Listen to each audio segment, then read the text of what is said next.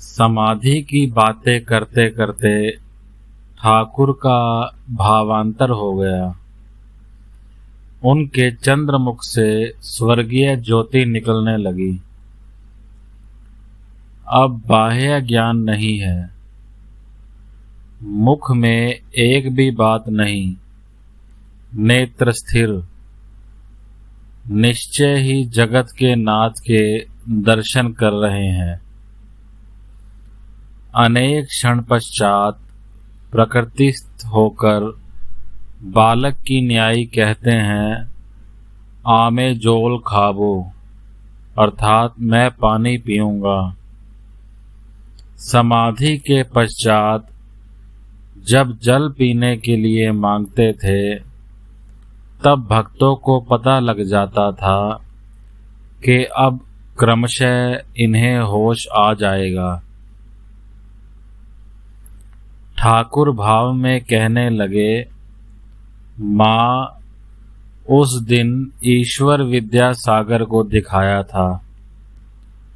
उसके पश्चात मैंने फिर कहा था, माँ, मैं और एक पंडित को देखूंगा, इसीलिए तुम मुझे यहाँ लाई हो। फिर शशधर की ओर ताक कर बोले, बाबा, और थोड़ा सा बल बढ़ाओ, और कुछ दिन साधन भजन करो।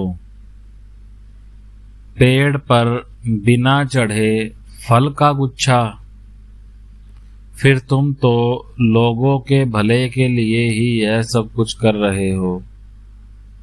यह कहकर ठाकुर शशधर को मस्तक झुकाकर नमस्कार करते हैं और भी कहते हैं, जब पहले पहल तुम्हारी बात सुनी तो पूछा था कि यह पंडित क्या कोरा पंडित ही है या विवेक वैराग्य भी है।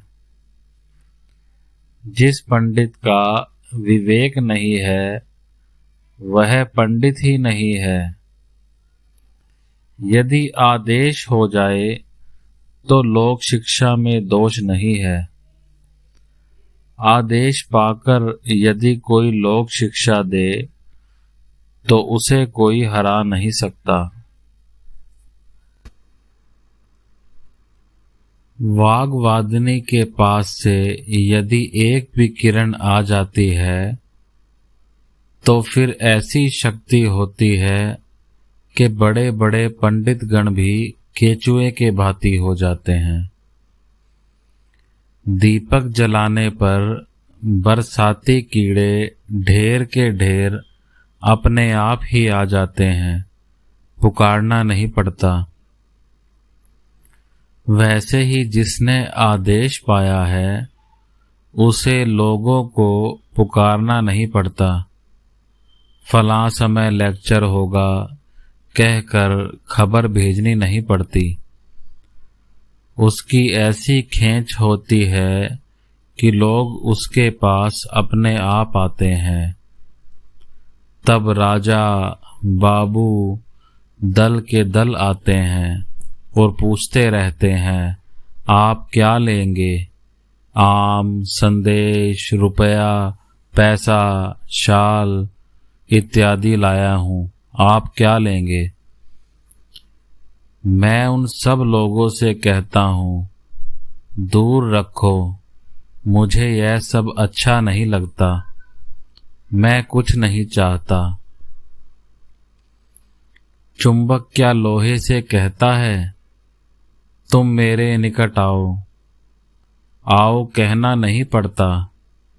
लोहा अपने आप ही चुंबक पत्थर के आकर्षण से दौड़ा आता है। ऐसा मनुष्य विद्वान चाहे नहीं होता। इस कारण यह मत सोचो कि उसको ज्ञान की कुछ कमी है। पुस्तक पढ़ने से क्या ज्ञान हो जाता है? जिसने आदेश प्राप्त कर लिया है उसके ज्ञान का अंत नहीं होता। वह ज्ञान ईश्वर के पास से आता है, खत्म नहीं होता। उस देश में धान मापने के समय एक व्यक्ति मापता है तथा और एक जन राश अर्थात ढेर ठेल देता है।